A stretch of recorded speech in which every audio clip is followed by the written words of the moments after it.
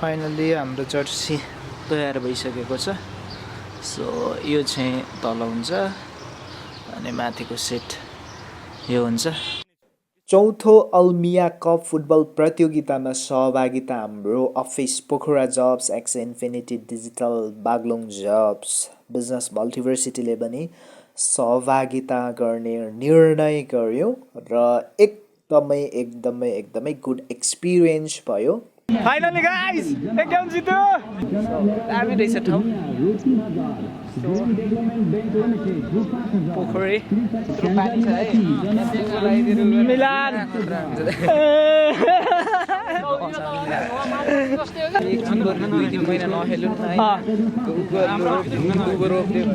दामी है। मिलानको कन्सेप्टलाई नै हाल्नुपर्ने हो कि यार गाइस। कति धेरै स्पोन्सर आएछ रे।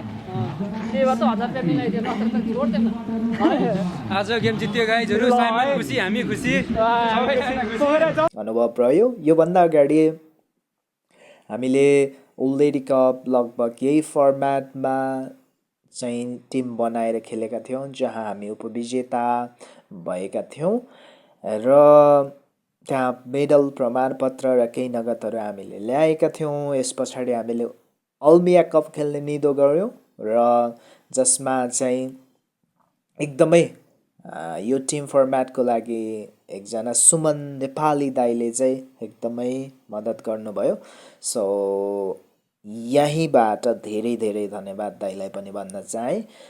अनि यो गेमको चाहिँ ओभरअल कुरा गर्नु पर्दाखेरि चाहिँ एकदमै लाइक भेरी गुड एक्सपिरियन्स रह्यो र यो गेममा आयोजक पनि एकदमै राम्रो लाग्यो।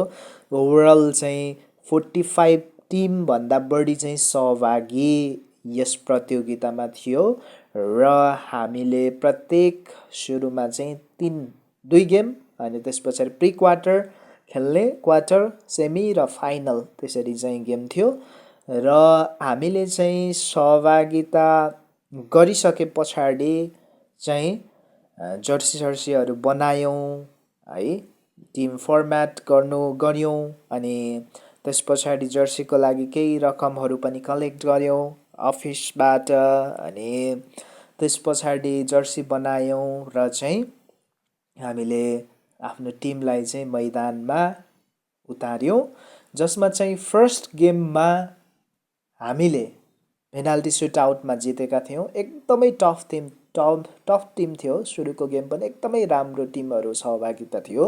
त्यसमा चाहिँ हामीले पेनाल्टीसम्म पुर्याएर तपाईँको चाहिँ पेनाल्टी सुटआउटमा हामीले जित्यौँ। त्यस पछाडिको दोस्रो गेममा चाहिँ हाम्रो वाक ओभर भयो र सो त हामी अगाडि जान चाहिँ सफल भयौँ र तेस्रो गेम जुन चाहिँ प्री क्वार्टर थियो त्यो चाहिँ एकदमै टप लेभलको खेलाडीहरूको सहभागिता हाम्रो ओपोनेन्टमा चाहिँ हुनुहुन्थ्यो है, किनभने विभिन्न लिगहरू जितिराखेको ए डिभिजन लिग खेलेको लगभग 2-3 जना सहभागी हुनुहुन्थ्यो। अनि र पनि हामीलाई हुन्छ नि लोकल प्लेयरबाट पनि हामीले आफ्नो बेस्ट पर्फर्मेन्स दियौँ है। सो बेस्ट उहाँहरूको अपोनेन्टमा हेर्ने हो भने ए डिभिजन लिग खेलिसक्नु भएको पनि भयो, अनुभवी एक्सपिरियन्स डिफेन्डर भयो होइन। सो या बट हामी एकदमै लाइक हुन्छ नि विनकै लागि गएका थियौँ, जित्नकै लागि गएका थियौँ र हामीले आफ्नो बेस्ट दियौँ, जसमा चाहिँ फर्स्ट हाफमा हाम्रो गोल हुन सकेन। सेकेन्ड हाफमा चाहिँ उहाँहरूले फर्स्ट गोल हान्नुभयो अनि लगतै हामीले फेरि फर्कायौँ र चाहिँ एट द एन्ड हामीले आफ्नो गेमलाई धान्दै पनि लास्ट 6-7 मिनट्समा चाहिँ उहाँहरूले गोल गर्नुभयो र अन्ततः गेम यसैमा एन्ड भयो र यहाँबाट चाहिँ एकदमै गुड लेसन्सहरू भयो र लेसनहरू चाहिँ के छ भन्दाखेरि हाम्रो एक त टिमको अफिसको एकदमै राम्रो छाप पनि भयो धेरै कम्युनिटीमा है। अनि देन आफ्टर आयोजकहरूसँगको पनि एकदमै राम्रो कनेक्सन भयो। चाहिँ आयोजकहरूप्रति पनि हामी एकदमै धन्यवाद छौँ। त्यहाँ चाहिँ आयोजकहरू पनि एकदमै क्लियरली गेमहरू गर्नुभयो होइन, एकदमै क्लियरली गेमहरू गर्नुभयो। Very very very very thankful to them.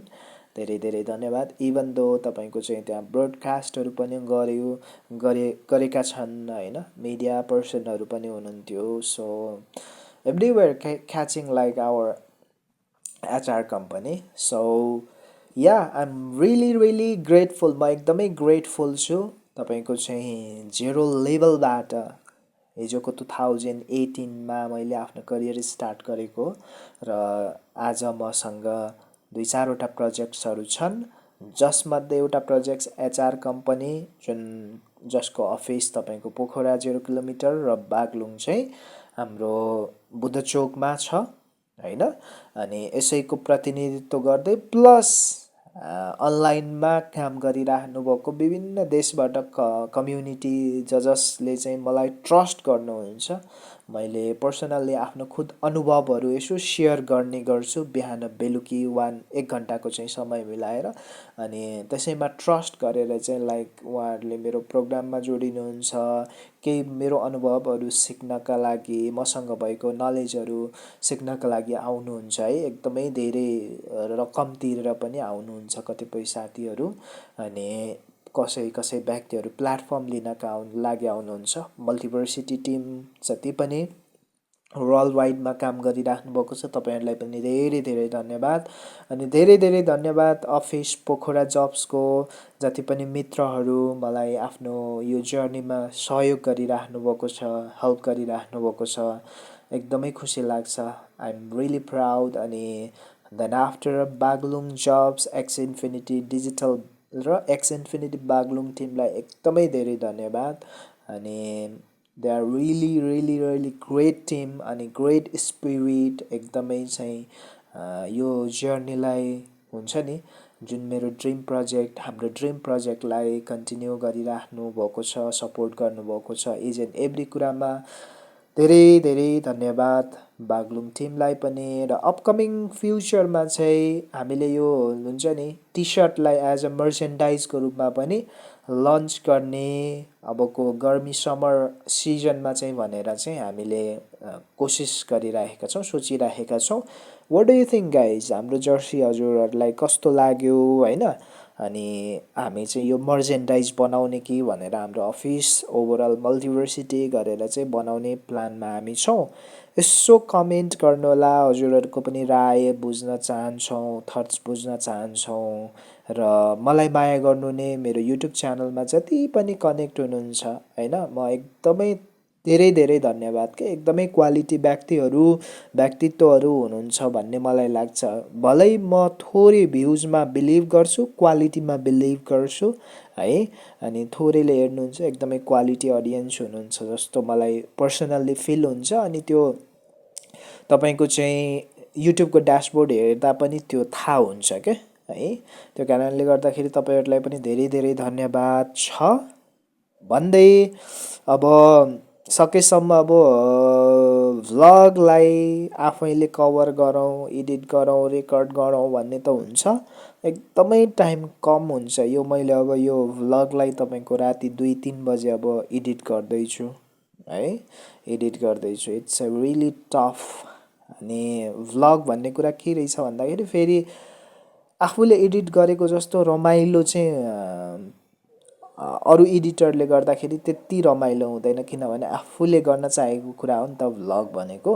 बरु अरू एजुकेसनल कन्टेन्टहरू अरूलाई अब एडिट गरिराख्नु भएको हुन्छ मेरो च्यानलकै पनि होइन, अरू टिमहरूले एडिट गरिराख्नु भएको हुन्छ। यो चाहिँ सकेसम्म आफैले म एडिट गरेर राख्ने कोसिस गरेर हुन्छु। भ्लग चाहिँ मेरो भ्लग लगभग दुईटा तिनटा अहिलेसम्म आएको छ र यो चाहिँ सायद मलाई लाग्छ थर्ड भ्लग हो।